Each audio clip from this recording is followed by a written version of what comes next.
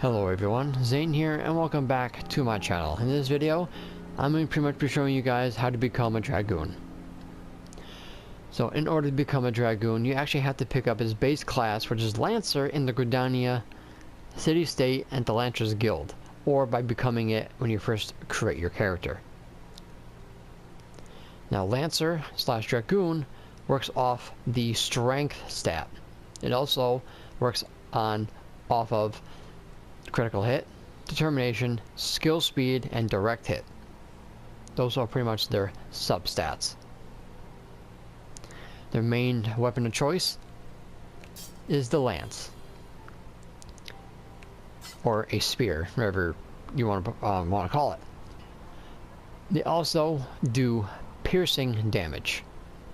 Dragoons work very well with machinists and bards because they also do piercing damage. And with Dragoon, they can apply piercing debuffs to increase their own DPS as well as the machinist and bards.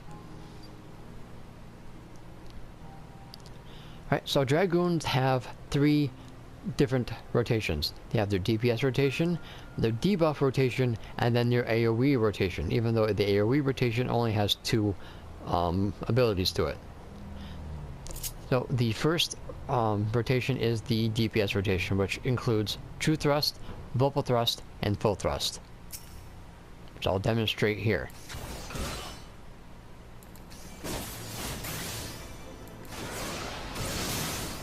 This is your main DPS combo, and you'll be using this pretty much consistently until your debuff combo wears off.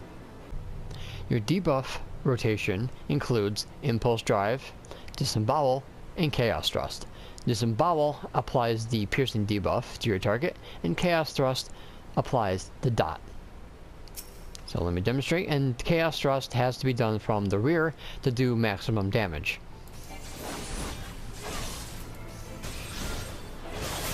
There's the debuff, and there's the dot. They both will last for 30 seconds until they fall off, and that's when you have to reapply them again. And now I will demonstrate their AoE rotation. So basically it includes Doom Spike and Sonic Thrust.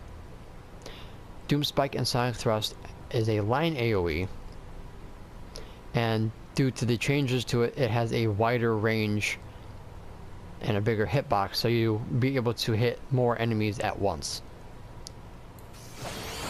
So Doom Spike and then Sonic Thrust combos right off of it.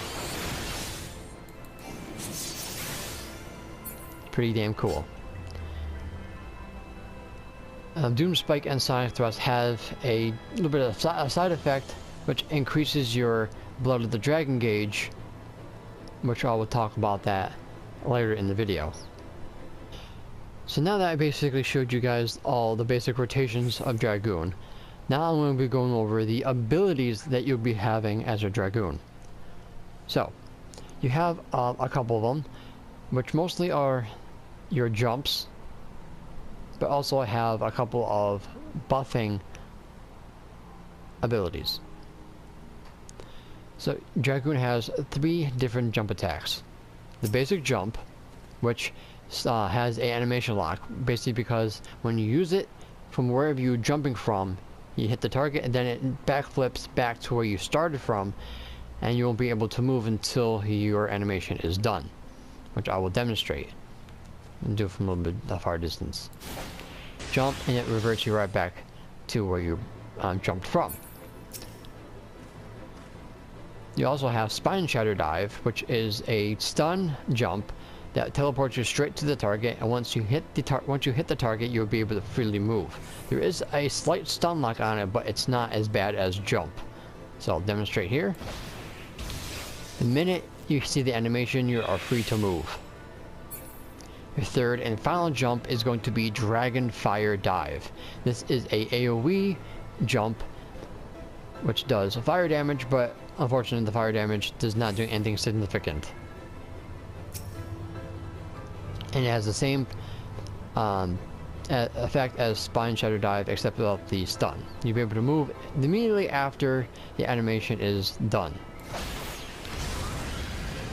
Once you hear that boom, you're free to move even though you're still in the air. Many Dragoon have died due to jump because of the animation lock, because they don't jump at the right time and they get hit by an AoE. The other abilities that Dragoon has is Blood for Blood, which increases your damage dealt but also increases your damage taken. You also have Life Surge, which does an auto crit on any weapon skill. That's anything that's on the global cooldown, so it will not affect jump, Spine Shatter Dive, Dragonfire Dive, but it will affect your combos. But it's mostly used for when you're going to do full thrust, because that is your most hard hitting ability, so you always want to use Life Surge on full thrust.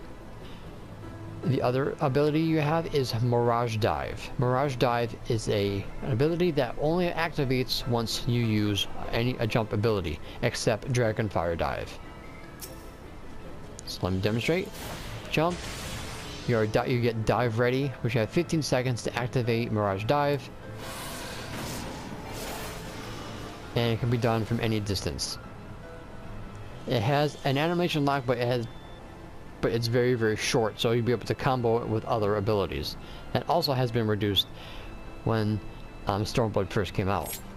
It was very hard to use any other ability with it because the animation lock was horrible. Your next ability is Dragon Sight. Dragon Sight is a buff that you give to another party member. It increases their damage and increases your damage.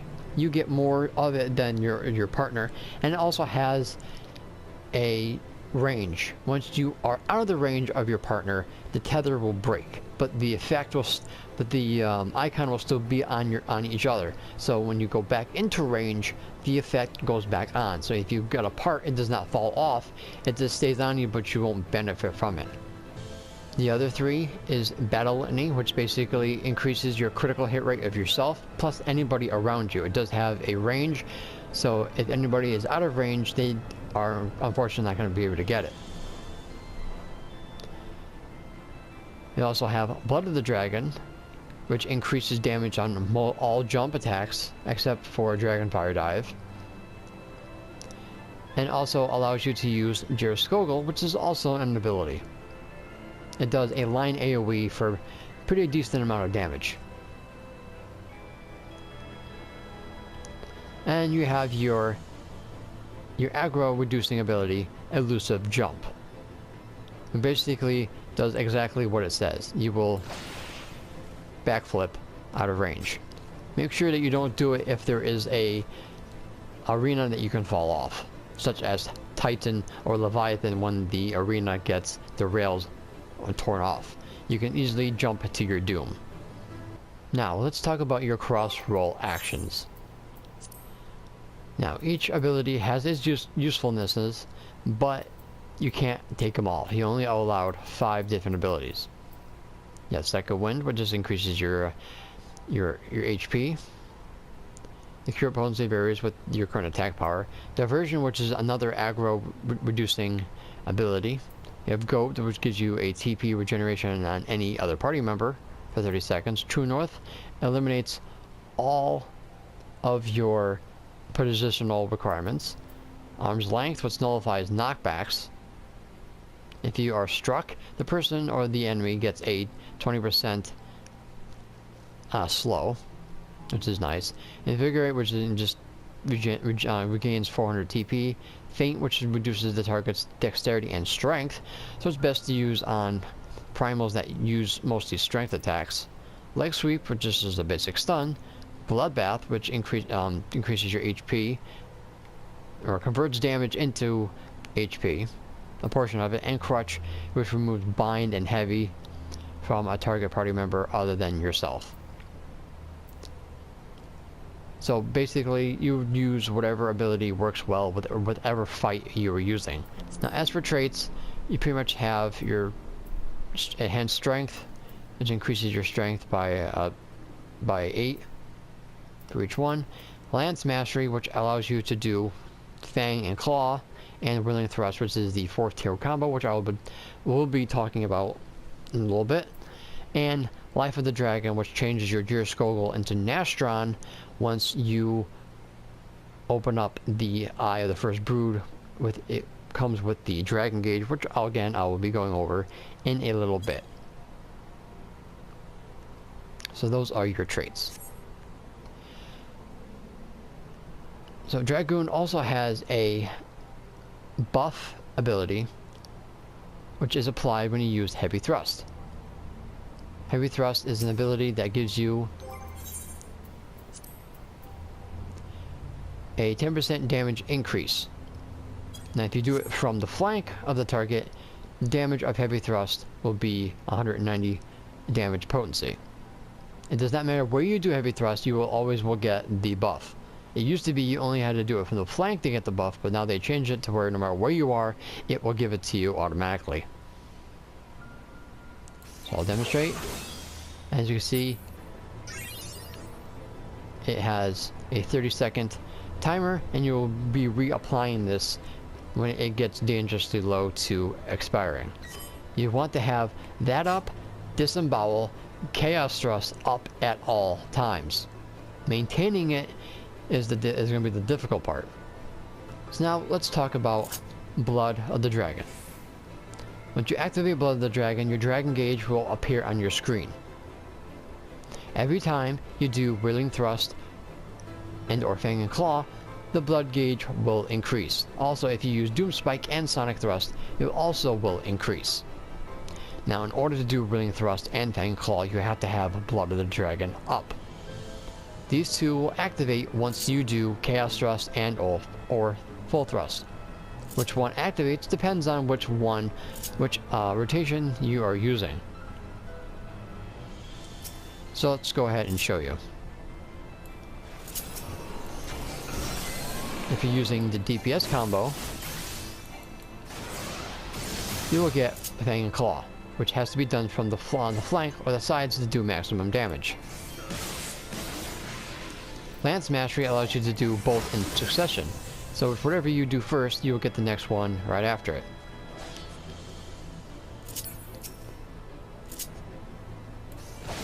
And as you do Doom Spike and Sonic Thrust, it also will increase by 15. Now, the eye above it is called the Eye of the First Brood. That opens up when you do Mirage Dive after each jump. It opens up at least 3 times, so you'll be using 3 jumps to open it up. So now we have to wait until either of the jumps are available. So we're going to have to maintain the eye until one of them comes off cooldown, which is about 6 seconds.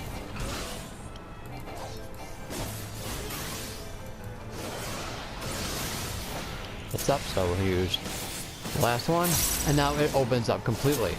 Once it opens up, the next time you use your Skogul, you will get Nastron.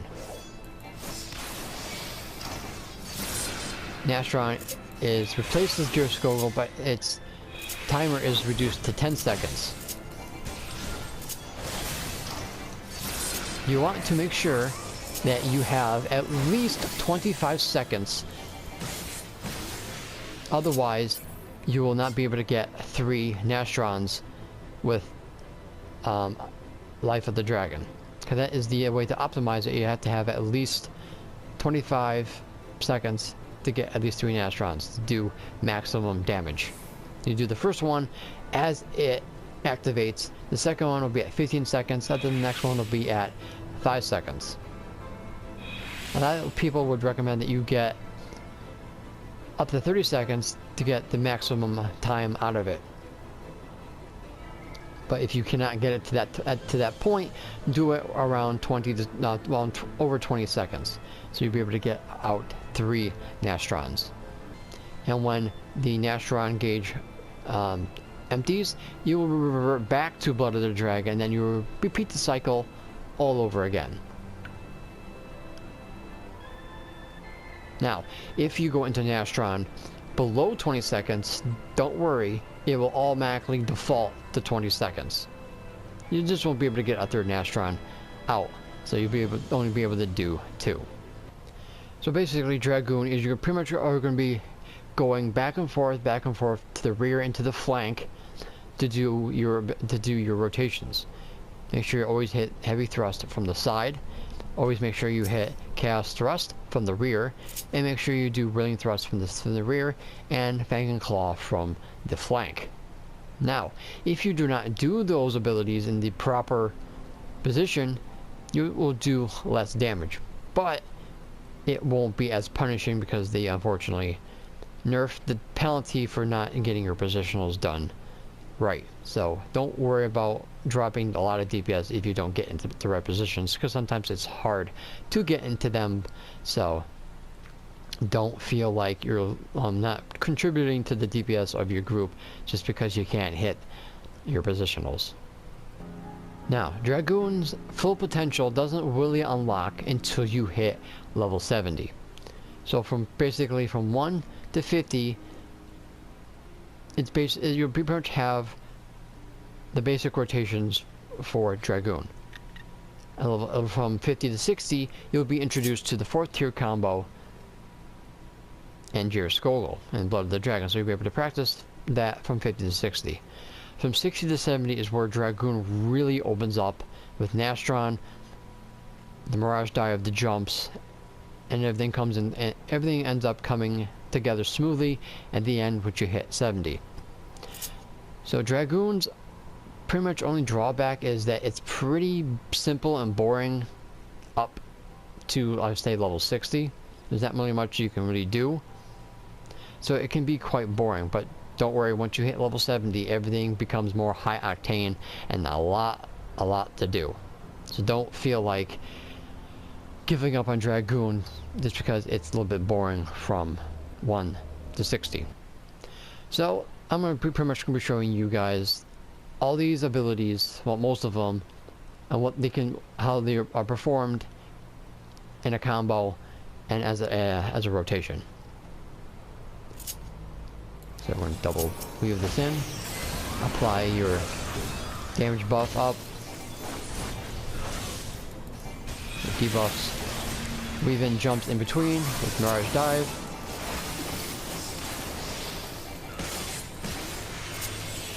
I would have activated Battle Lane a little bit sooner than that. Always use your Life Surge during full thrust to get maximum damage.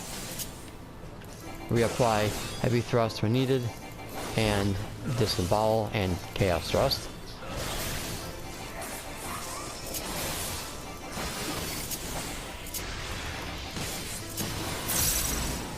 Jir Skogul, Nastron. I'm just going to reapply my heavy thrust. Try not to reapply your buffs and debuffs right away. Try to remember to do your DPS combo. It's one of the things I personally have problems with, as I always go straight for the debuff combo, but you want to go straight for your DPS combo if the buff is still and debuffs are up.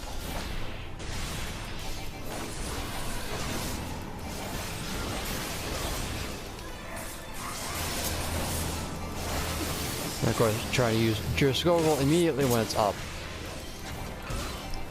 because by the time your jumps are back up online, Jir Skogul should be ready to go.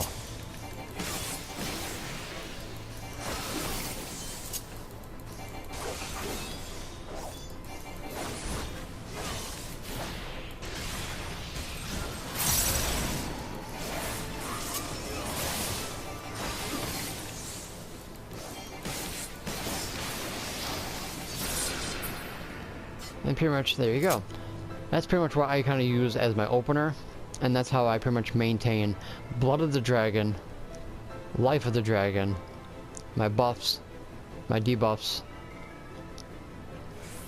And you pretty much want to use on Dragon Sight as soon as it's up, trying to look for an opening. If you're waiting for, let's say, if you don't have like any kind of ability up at the moment, you're just kind of like waiting for your global cooldown to come back around to use Disembowel or Chaos Thrust. You can quickly, if you have fancy handwork, quickly apply a Dragon Sight to somebody and then go on to your next attack and then continue your rotation. So guys, that is pretty much Dragoon in a nutshell. It is a little bit boring at first because Dragoon doesn't have too many abilities from 1 to 50, but once you get into 60, the 70 range, a Dragoon really becomes a lot faster, stronger, better, and just more fun. So stick with it. The job is very rewarding, and it's just very, very good DPS, and it's always going to be needed in groups due to its vast variety of utility for the party. So guys, that's going to be it for this video. Thank you so much for watching. Don't forget to leave a like on this video if you found this useful. Any comments, questions, concerns you have, please leave them in the comment section down below. I'd be more than happy to help you guys with any questions you have about Dragoon, the job, the rotation, anything. Let me know. I'll be happy to help. And don't forget to subscribe to my channel if you're new for more Final Fantasy XIV content. So until next time guys, may you forever walk in the light of Lord Bahamut. Take care guys.